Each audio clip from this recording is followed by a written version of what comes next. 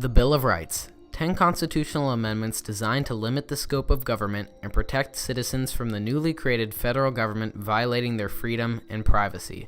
When the framers added these amendments, they failed to predict the massive role that corporations play in our everyday lives. Companies are still able to restrict the freedom of their employees in ways that the government is prohibited from in the Bill of Rights.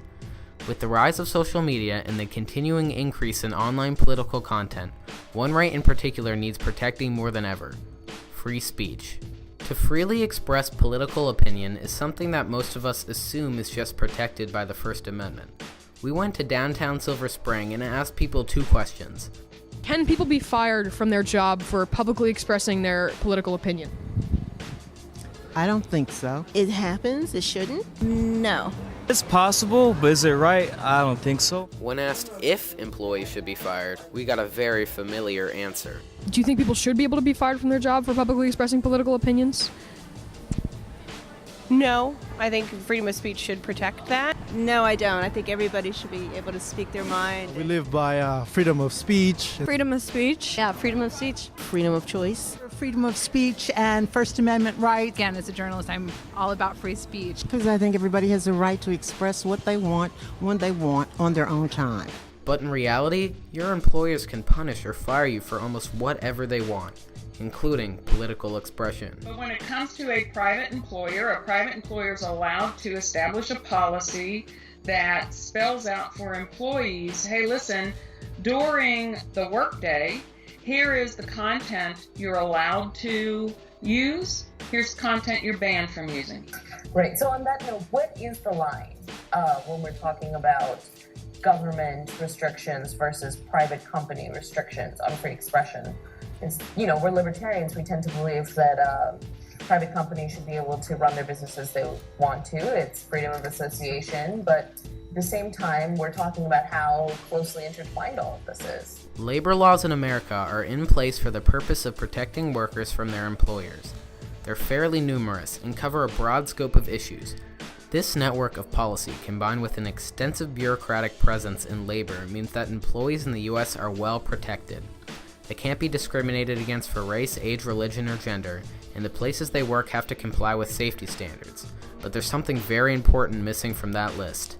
The National Labor Relations Act is different in that it gives affirmative rights to employees to engage in union activity, to engage in what's called protected concerted activity, or to not do those things, to refrain from doing those things.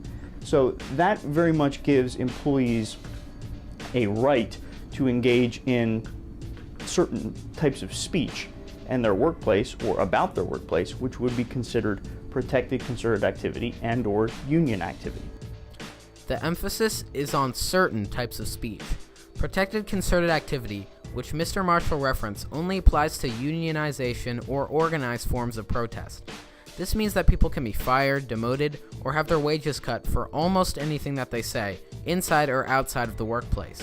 Given that a lot of political activity now occurs online where employers can find it, the ability to express your political opinions online needs to be protected as a labor issue.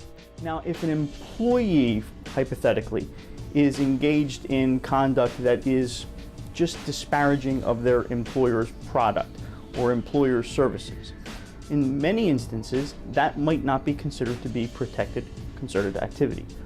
The free reign of employers to hire and fire based on political expression creates another problem: discrimination.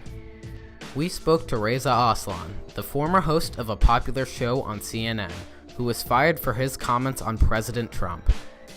I tweeted that he was an embarrassment to humanity, and I called him an expletive. And the next day I apologized for that, and CNN accepted my apology. But I can't imagine any other field in which your political opinions expressed, through social media should have any bearing on your work. However, some employers have the right to regulate their employees' social media account, which amounts to censorship of a private, unrelated social media page. To let someone go simply for expressing their views, whether be it on politics or social issues or what have you, I think is quite problematic.